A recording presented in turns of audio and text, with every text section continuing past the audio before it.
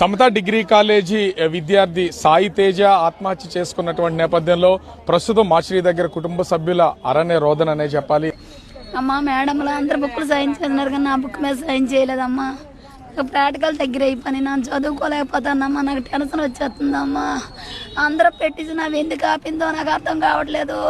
నన్ను ఎందుకు ఇలా టార్గెట్ చేస్తుందా మేడము? నేను అందరికన్నా బాగా చదువుతానట, నేను అందరికన్నా నేను అందంగా ఉంటానట, అలా ఆయనకి ఏదో జబ్బు పడ్డాడట, నన్ను రమ్మంటుందమ్మా అని మెసేజ్లు ఉన్నాయి ఫోన్లోను. నా కొడుక నువ్వు తల్లితోడు చెప్తే మేమేమనుకుంటామో. ఎప్పుడు చెప్పాడు అసలు మీ అబ్బాయి మీకు? ఫ్రెండ్స్ మెసేజ్లు అసలు హాయ్, నువ్వు తిన్నావా, ఉన్నావా, నువ్వెందుకు కాలేజీకి రావట్లేదు, నువ్వు చాలా బాగుంటావు, మా ఇంటికి స్పెషల్ గారా, నీకు క్లాసులు ఇస్తాను, నేను మా ఆయన బాగోదు, నీకెందుకు నేనున్నాను, నీకు పెళ్ళి అయిపోయినా నీకు జాబ్ ఇప్పిస్తాను. మేడం అయ్యి ఉండి పిల్లలందరూ నీకు పిల్లలే కదా, ఒక తను ఒక్కడే నీకు ప్లస్ లేటి, ఆవిడకి నచ్చినట్టు ఆడుకోవచ్చు.